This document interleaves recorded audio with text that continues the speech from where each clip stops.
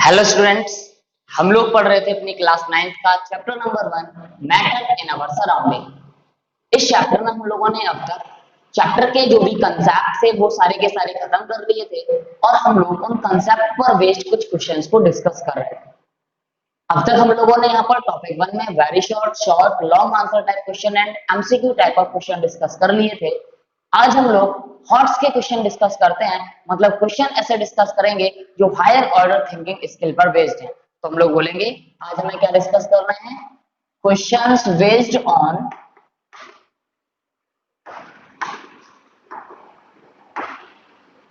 Higher order thinking skills,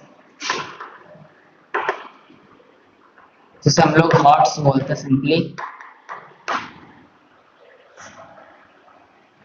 hots पर based questions को आज हम डिस्कस करेंगे। तो देखिए इसमें क्वेश्चन नंबर 66 है। आपको एक डायग्राम दिया है जहां पे आपको एक जार दे दिया, जार ए, जिसमें कुछ पार्टिकल्स रेडिश ब्राउन कलर के हैं जिनको इन्होंने फिल करा हुआ है। इसके ऊपर एक दूसरा जार वी इन्वर्ट करके रख दिया और इन दोनों के बीच में एक सेपरेट करने के लिए ग्लास प्लेट अप्लाई कर दी। इसमें कलरलेस गैस भरी हुई है, जबकि इसमें रेड ब्राउन वेपर या रेड ब्राउन गैस भरी हुई है। ये ग्लास प्लेट है जो दोनों को क्या कर रही है, सेपरेट करने का काम कर रही है। इसे नाम दिया है इन्होंने जार ए, जबकि इसे नाम दिया है जार बी। अब देखो क्वेश्चन क्या कह रहा है, look at the diagram, jar A contains a red brown gas whereas jar B contain a colorless gas। Diagram में देखेंगे तो जार A है जिसमें रेड ब्राउन कलर की गैस है, जबकि जार B में एक कलरलेस गैस भरी हुई है। The two gas jars are separated by a glass plate placed between them। और दोनों के दोनों जार्स को एक ग्लास प्लेट के द्वारा सेपरेट किया जा रहा है। तो बोला है what will happen when the gas plate between the two jars is pulled away. क्या होगा जब दोनों वेजल्स के बीच में जो ग्लास प्लेट है उसको हम लोग खींच लें। तो देखिए होगा क्या, ऐसी सिचुएशन में जार ए के पार्टिकल और जार बी के पार्टिकल एक दूसरे के साथ इंटरमिक्स करने लगेंगे और उस इंटरमिक्सिंग के रिजल्टेंट जो रेडिश ब्राउन पार्टिकल जब ऊपर पहुंचेंगे तो ऊपर के कंटेनर का कलर भी कैसा हो जाएगा, रेडिश ब्राउन हो जाएगा। हाँ, जब ऊपर वाले पार्टिकल नीचे आएंगे तो कलरलेस है, तो उनकी वजह से यहाँ पर कलर पे कोई इफेक्ट पड़ने वाला नहीं है। तो सिंपली हम लोग बोलेंगे when glass plate between the two jars, when glass plate between the two jars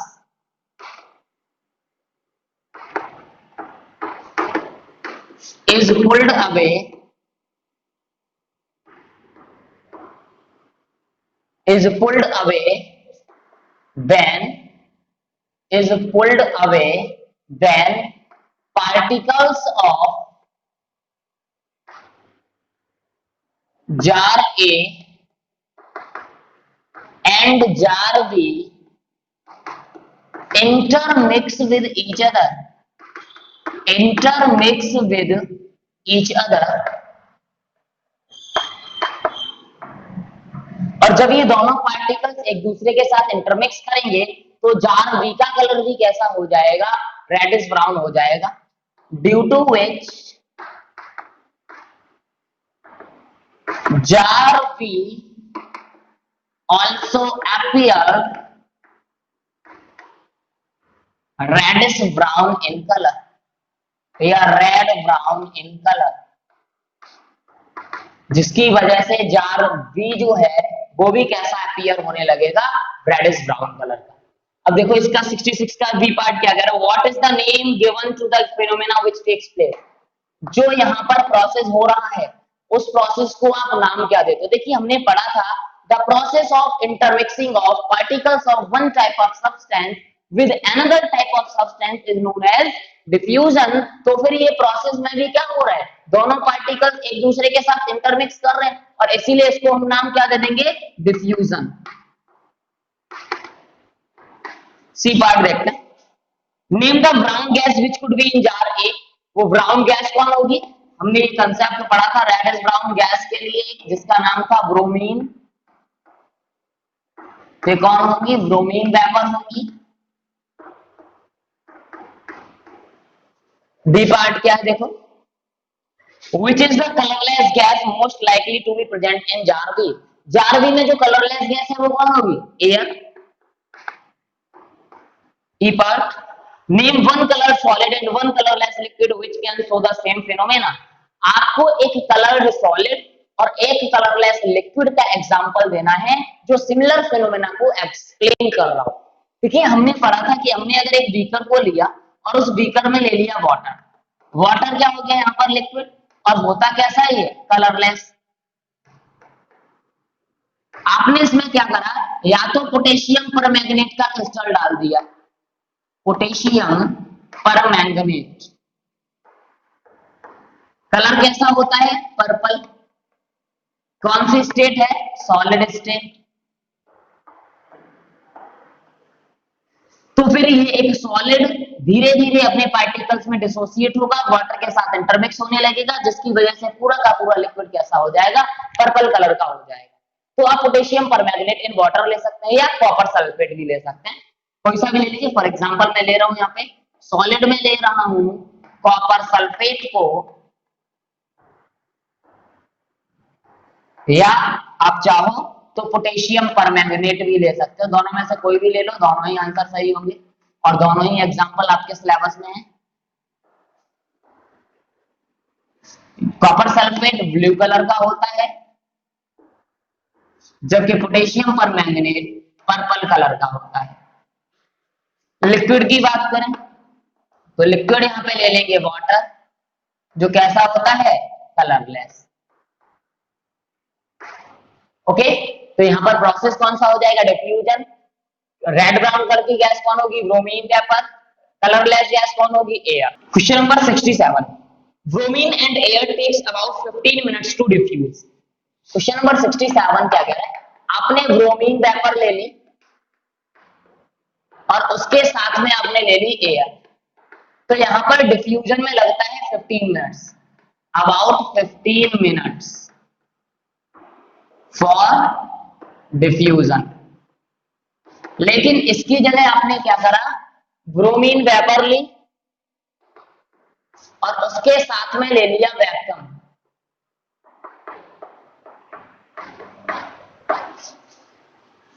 यहां पर इस केस में क्या होता है, diffuse into vacuum very rapidly, rapid diffusion.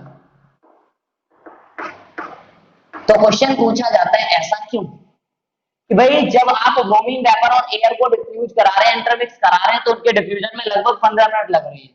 जबकि अगर वहीं आपने ब्रोमीन वेपर को वैक्यूम में लेके गए तो डिफ्यूजन बहुत जल्दी हो जाता है, तुरंत होने लगता है। क्वेश्चन पूछा जा रहा है ऐसा क्यों होता है।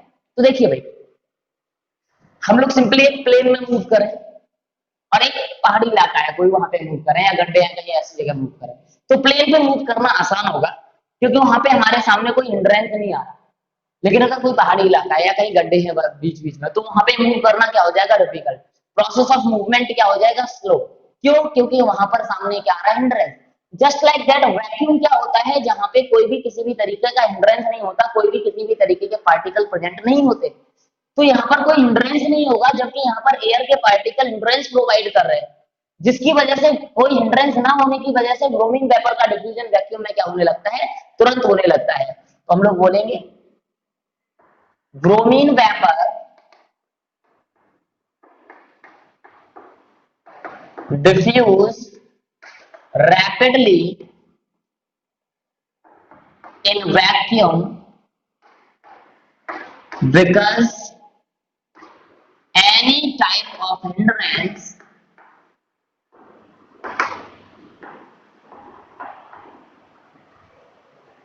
not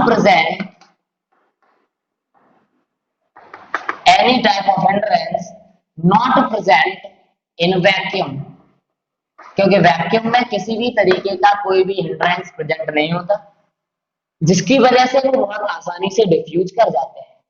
क्वेश्चन नंबर 68 देखिए, bromine particle are almost twice as heavy as chlorine particle. आपसे बोला है कि जो ब्रोमीन के पार्टिकल हैं वो लगभग क्लोरीन के पार्टिकल से दोगुने ज्यादा भारी होते हैं। Which gas will diffuse faster, तो आपको बताना है ब्रोमीन और क्लोरीन में से कौन ज्यादा तेजी से डिफ्यूज होगी। देखो सिंपल सी बात है, कोई भी चीजें जितनी ज्यादा हल्की होती हैं उनका मूवमेंट उतना ही आसान होता है, उनका मूवमेंट उतना ही ज्यादा तेज होता है।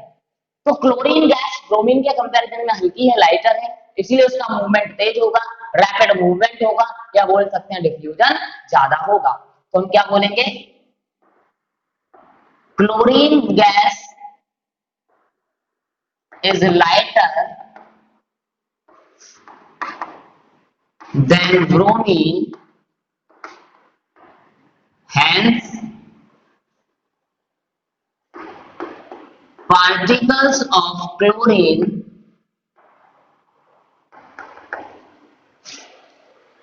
move more freely and randomly, hence diffuse faster than bromine, और इसीलिए ब्रोमीन से ज्यादा तेजी से डिफ्यूज भी हो जाएंगे क्लोरीन गैस के particle. Question number 69, question number 69 है आपका, why is a liquid use to operate the brakes in a car. किसी भी कार में ब्रेक्स को अप्लाई जब हम लोग करते हैं या ब्रेक जब यूज करते हैं तो उस ब्रेक्स को ऑपरेट करने के लिए हम उसमें ब्रेक ऑयल डालते हैं। ऐसा क्यों?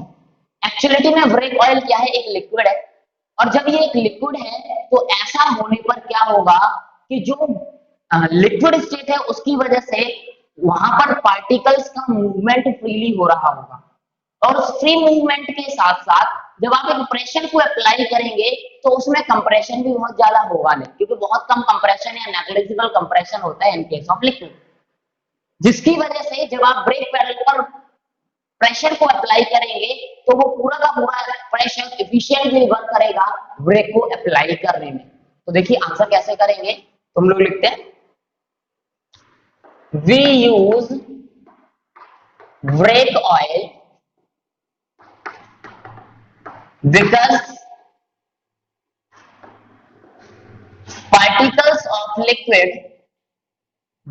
particles of liquid move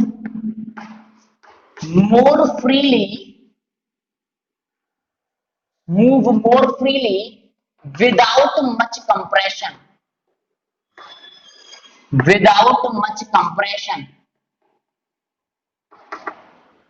जो लिक्विड के पार्टिकल्स हैं वो मूव करते हैं फ्रीली बिना ज्यादा कंप्रेशन के, hence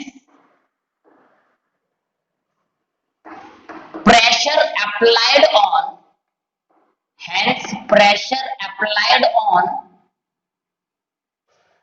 brake pedal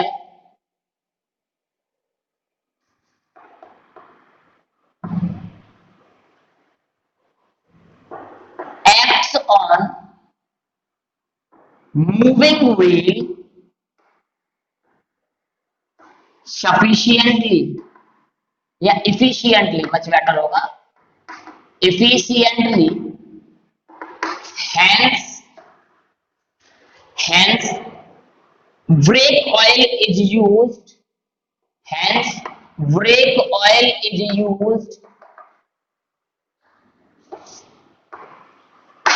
to operate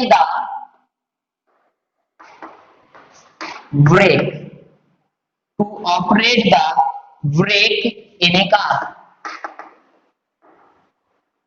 simply हम क्या बोल रहे हैं, हम लोग ब्रेक ऑयल को इसलिए यूज करते हैं क्योंकि ब्रेक ऑयल क्या है, लिक्विड है, जिसकी वजह से पार्टिकल रैंडमली मूव कर रहे होंगे और वो भी बिना ज्यादा कंप्रेशन के, जिसकी वजह से जो हम प्रेशर अप्लाई करेंगे ब्रेक पैडल पर वो पूरा का पूरा एफिशिएंटली लगने लगेगा मूविंग व्हील पे, जिसकी वजह से हम आसानी से ब्रेक्स को लगा पाएंगे। क्वेश्चन नंबर 70 देखिए, explain why a small volume of water in a kettle can fill a kitchen with steam. Simply एक छोटी सी केतली थी, उसमें आपने पानी लिया और जब आप उसी वाटर को हीटअप करते हैं तो वो जो छोटा सा वॉल्यूम ऑक्यूपाई कर रहा था वाटर, वो पूरे के पूरे रूम को या पूरी की पूरी किचन को ऑक्यूपाई कर लेता है। ऐसा क्यों? क्योंकि होगा क्या, जैसे ही आप उस लिक्विड को हीटअप करेंगे, वाटर को हीटअप करेंगे, तो वो गैसियस फॉर्म में आ जाएगा, स्टीम की फॉर्म में आ जाएगा। और स्टीम के केस में क्या होता है, पार्टिकल्स रैंडमली मूव कर रहे होते हैं due to very very less force of attraction. और very less force of attraction की वजह से वो जितना उनको अवेलेबल स्पेस मिलता है, वो सारे स्पेस को ऑक्यूपाई करने की टेंडेंसी रखते हैं। तो हम लोग बोलेंगे, देखिए क्वेश्चन की लैंग्वेज लेते हैं पहले। A small volume of water in a kettle can fill a kitchen with steam because in steam force of attraction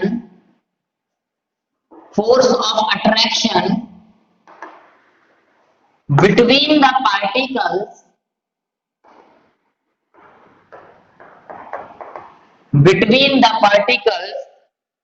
is very less, is very weak, due to which they can move freely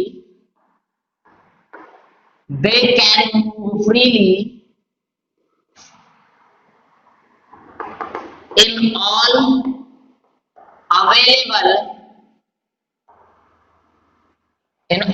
available space।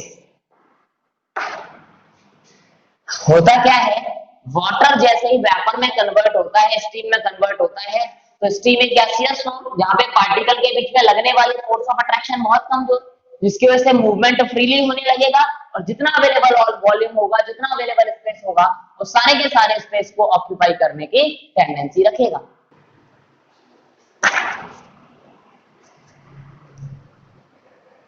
Question number 71।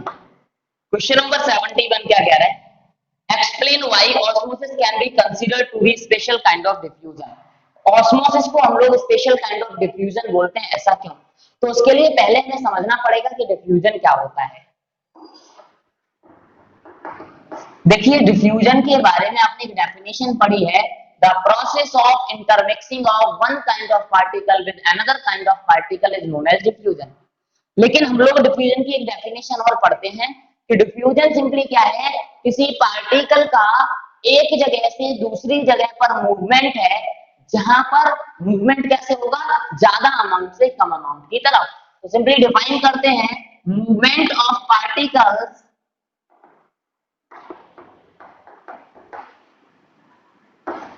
from higher concentration side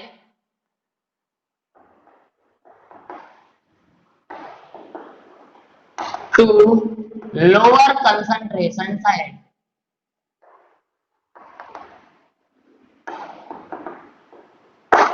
ये simply movement है particle का higher concentration side से lower concentration side की तरफ।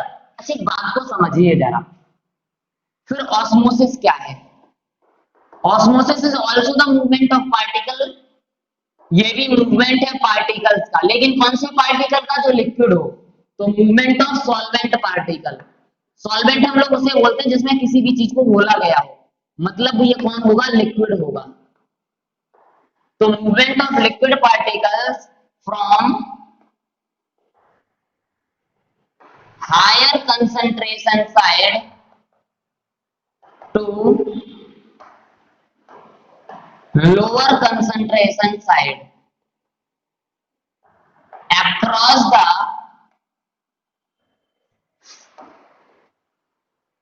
semi permeable membrane। किसके across? Semi permeable membrane के across. ये क्या होती है? ये एक ऐसी मेम्ब्रेन है जिसके अक्रॉस सिर्फ और सिर्फ लिक्विड का मूवमेंट पॉसिबल होता है। तो यहाँ पे अंतर क्या आया? यहाँ पर कोई भी पार्टिकल मूव कर सकते हैं, जबकि ऑस्मोसिस में सिर्फ मूवमेंट किसका होगा? लिक्विड पार्टिकल का। डिफ्यूजन में भी हायर टू लोअर जा रहे हैं, ऑस्मोसिस में भी हायर टू लोअर जा रहे हैं, लेकिन डिफ्यूजन में किसी मेम्ब्रेन की कोई रिक्वायरमेंट नहीं है, जबकि ऑस्मोसिस तभी होगा जब एक मेम्ब्रेन के अक्रॉस हो रहा हो। तो हम ऑस्मोसिस को स्पेशल काइंड ऑफ डिफ्यूजन क्यों बोलते हैं? तो हम बोलेंगे osmosis is the special kind of diffusion because osmosis is the diffusion of particles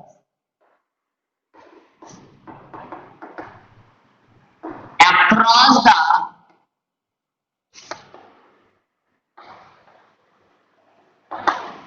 semi-permeable membrane।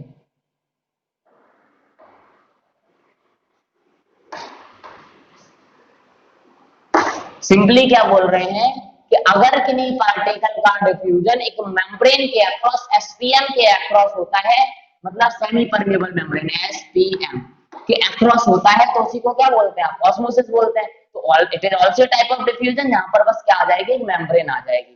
अब आगे क्वेश्चन क्या कह रहा है? Classify the following into osmosis and diffusion. नीचे कुछ चीजें दी गई हैं, उन्हें ऑस्मोसिस और डिफ्यूजन में क्लासिफाई करना है। Swelling up of resin on keeping in water.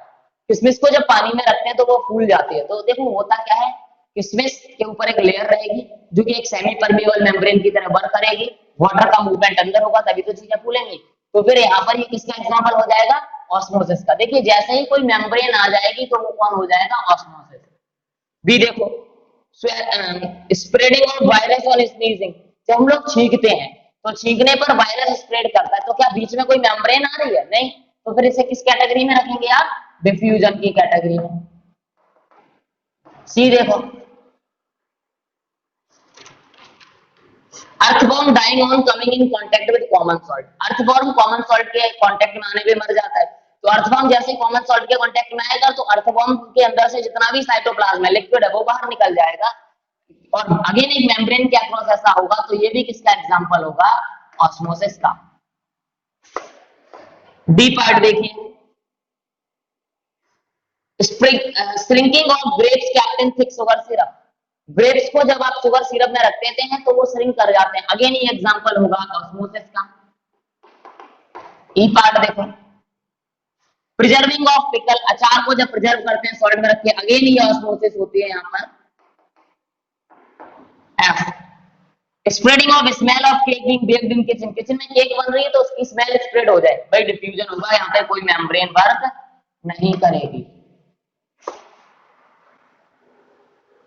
इस aquatic animal using oxygen dissolved in water during respiration. तो रेस्पिरेशन के लिए भी वो किसी मेम्ब्रेन को यूज नहीं करते, और जब मेम्ब्रेन यूज नहीं हो रही तो ऑस्मोसिस नहीं हो सकता। अगेन ये किसका एग्जांपल हो जाएगा? डिफ्यूजन का। नेक्स्ट है क्वेश्चन नंबर 72। देखिए क्वेश्चन नंबर 72 क्या कह रहा है? A student placed a gas jar containing air in the upside down position over a gas jar full of red brown bromine vapor। एक आपने वैसल ली जिसमें आपने रेड ब्राउन कलर की ब्रोमीन वेपर भर रखी है।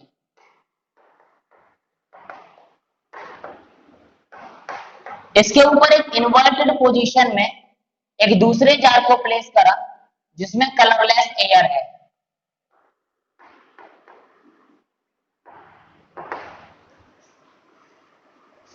He observed that the red brown color spread upward into the jar containing air।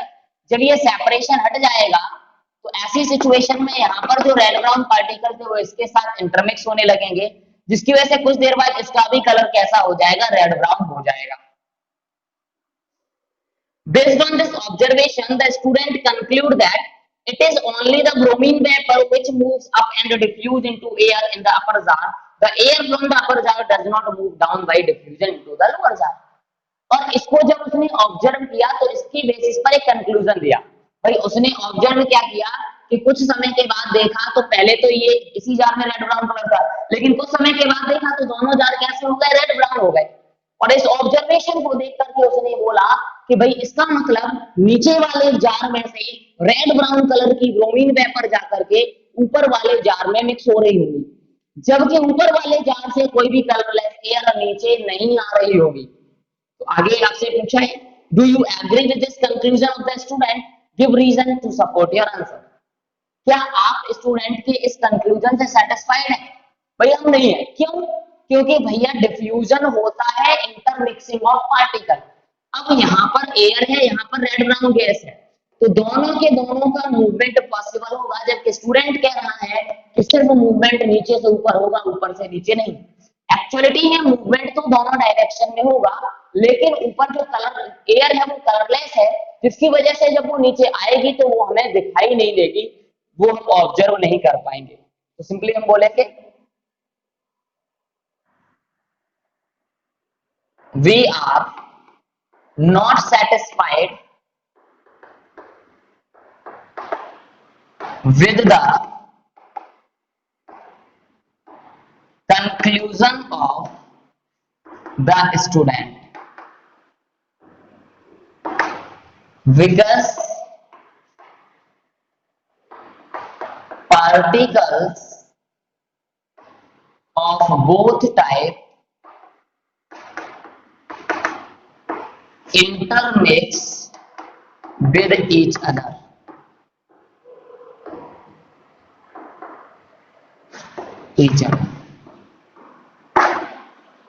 क्योंकि यहाँ पर जो इंटरमिक्सिंग है वो दोनों तरीके के पार्टिकल के एक दूसरे के साथ होगी, but due to colour of bromine vapour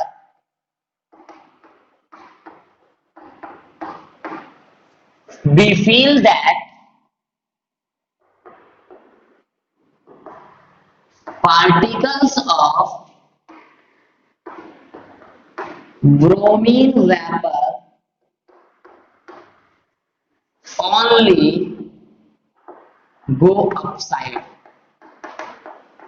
होता क्या है, ब्रोमीन वेपर के कलर की वजह से हमें ऐसा फील होता है कि रेड ब्राउन कलर के पार्टिकल ही सिर्फ ऊपर गए हैं, ऊपर से कोई पार्टिकल नीचे नहीं आया, जबकि एक्चुअलिटी में ये सही नहीं है। एक्चुअलिटी में क्या होता है, दोनों तरीके के पार्टिकल एक दूसरे के साथ इंटरमिक्स हो रहे होंगे। क्वेश्चन नंबर 73, क्वेश्चन नंबर 73 है, an inflated balloon full of air goes down slowly. एक पूरा का पूरा भरा हुआ बलून है एयर से, जो धीरे धीरे नीचे आने लगता है, धीरे धीरे छोटा और छोटा होने लगता है। इवन तो the through the not at the mouth of the balloon is air tight, जबकि उसके जो माउथ पर जो बनी हुई गांठ है वो एयर टाइट है, बिल्कुल भी हवा वहां से नहीं निकल सकती। And after a week all the air has escaped from the balloon, explain how the air particle got out of the balloon. आपसे बोला है कि भाई आपके पास एक बलून था, एयर टाइट था, यहाँ पर नॉट थी, नॉट एयर टाइट थी, जिसकी वजह से कोई एयर यहाँ से नहीं निकल पा रही, लेकिन फिर भी आप धीरे धीरे देखते हैं कि ये बलून नीचे की तरफ आने लगता है और कुछ दिनों बाद यहाँ से सारी एयर बाहर निकल जाती है। होगा क्या, जब ये एयर टाइट है, कंप्लीटली फिल है, इन्फ्लेटेड है, तो यहाँ पर प्रेजेंट एयर जो है इस बलून के सरफेस पे, स्ट्रेच्ड सरफेस पर एक प्रेशर अप्लाई करेगी, और उस प्रेशर की वजह से कुछ गैस के पार्टिकल यहाँ से डिफ्यूज होने लगेंगे, और धीरे धीरे वो डिफ्यूजन होता रहेगा, जिसकी वजह से आफ्टर ए वीक जब आप इसे ऑब्जर्व करते हैं तो सारी की सारी गैस यहाँ से निकल चुकी होती है। तो हम लोग क्या बोलेंगे, देखिए क्वेश्चन क्या है आपका, an inflated balloon, an inflated balloon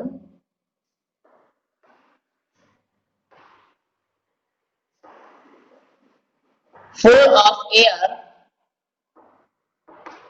an inflated balloon full of air goes down slowly, goes down slowly, even though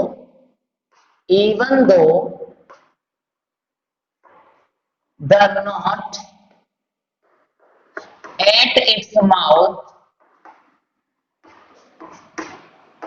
is airtight,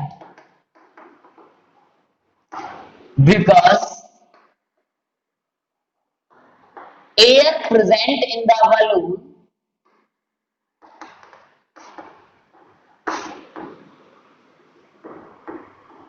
applied the pressure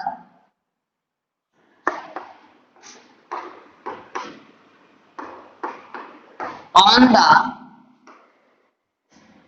stretched wall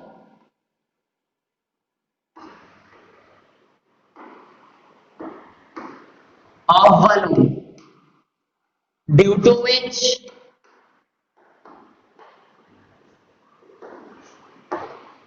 air get diffused slowly, due to which air gets diffused slowly, and after a week, and after a week, all the air, all the air get escape from the balloon.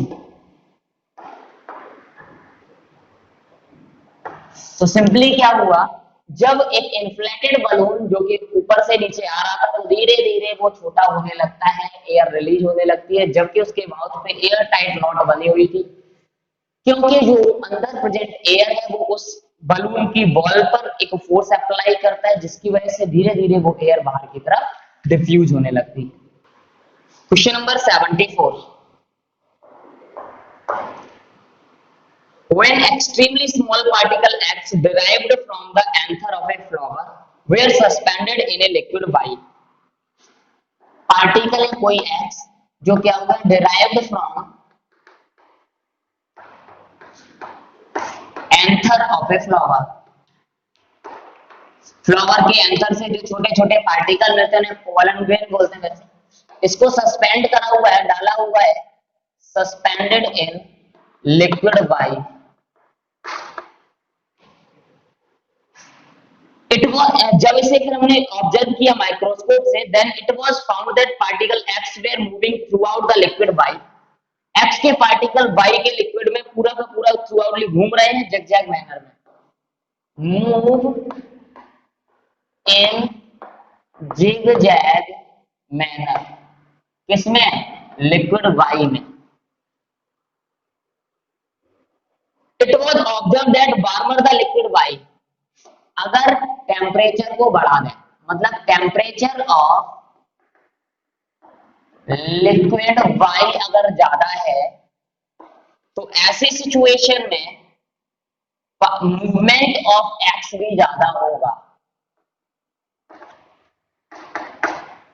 आपसे बोला है कि आपने क्या करा, एक flower के anther से एक छोटे छोटे पार्टिकल निकाले जो एक्स बोला है, जिनको जब आप एक लिक्विड वाई में डालते हैं तो ऐसा करने पर वो जिगजैग मैनर में मूव करते रहते हैं। अगर हम लिक्विड वाई को और गर्म करते हैं तो ऐसा करने पर एक्स का मूवमेंट भी बढ़ जाता है, मतलब टेम्परेचर बढ़ाने पर मूवमेंट ऑफ पार्टिकल इंक्रीज हो रहा है।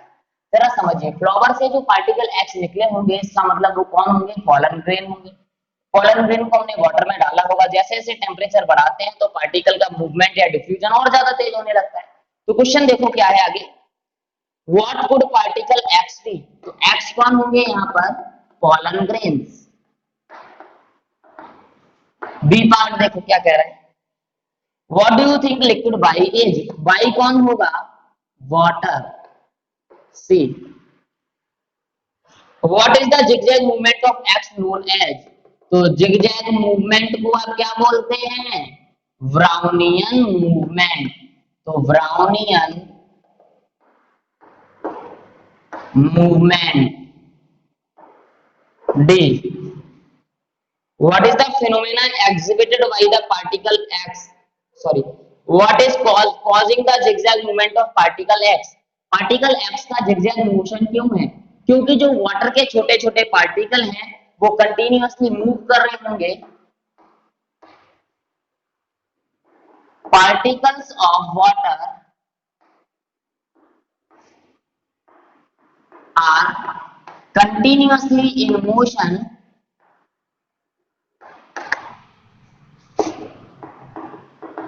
and collide with these particles, these particles का मतलब pollen grain, and and responsible for their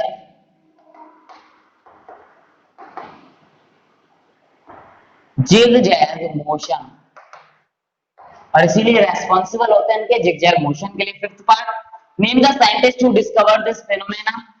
तो वो साइंटिस्ट कौन थे? रॉबर्ट ब्राउन, उन्हीं के नाम पर इसे ब्राउनियन मूवमेंट बोल दिया गया। एफ पार्ट देखो, एफ पार्ट क्या कह रहा है, what is this experiment, tell us about the nature of liquid Y. Liquid Y के बारे में ये बता रहा है कि भैया ये तो छोटे छोटे पार्टिकल से मिलके बना है जो कि कॉन्स्टेंटली मोशन में होते हैं।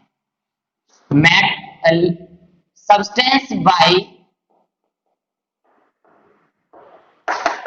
is made up of a large number of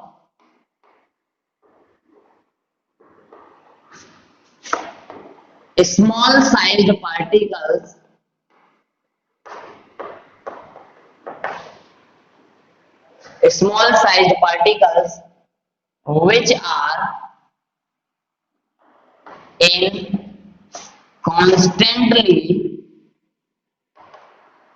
which are constantly in random motion, जो कि लगातार क्या कर रहे होंगे? रैंडम मोशन कर रहे होंगे।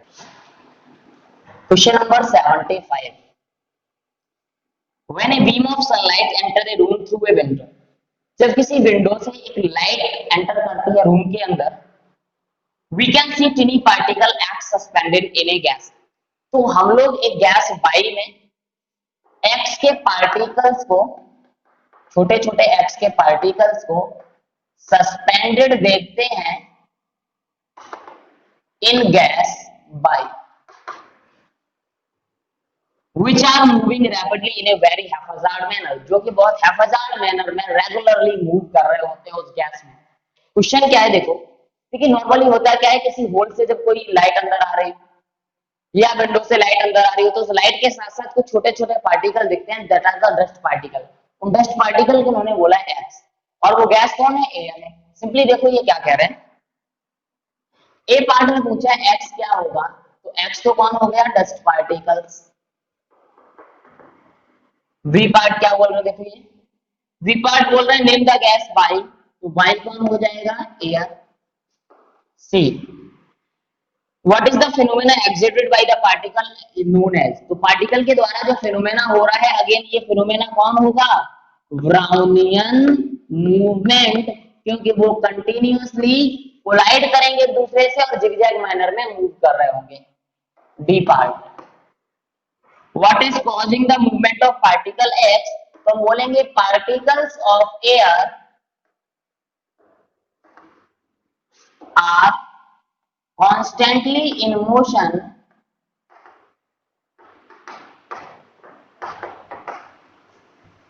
and collide with dust particles, which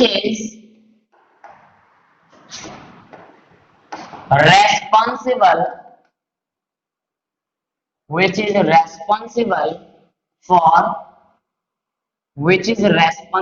for this behavior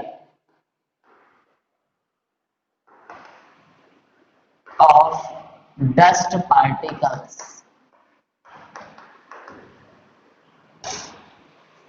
इसी का ए पार्ट देखो, What conclusion does the existence of this phenomena give us about the nature of matter? इस फिनोमेना की वजह से मैटर के नेचर के बारे में आप क्या बोलेंगे? मैटर जो है हमारा बहुत छोटे छोटे लार्ज नंबर ऑफ पार्टिकल से बनता है। Matter is made up of large number of small sized particles which are constantly या continuously in random motion। इससे हमें पता चलता है कि जो मैटर है वो large number of small size particle से मिलकर के बना है, और जो पार्टिकल लगातार एक दूसरे के साथ मूव करने की टेंडेंसी रखते हैं। इस तरीके से हमने टॉपिक 1 के जो क्वेश्चन थे आपके एशन के अप टू 75 हॉट्स तक के क्वेश्चन को डिस्कस कर लिए। यहाँ तक अगर आपको कोई डाउट्स रहते हैं तो उनको आप कमेंट सेक्शन में छोड़ सकते हैं या फिर आप डायरेक्टली मैसेज कर